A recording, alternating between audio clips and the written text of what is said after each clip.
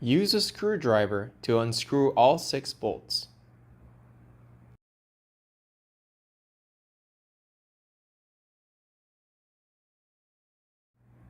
Remove the old pad and replace it with the new one. Align the hole on the pad with the air tube on the handle and then connect them.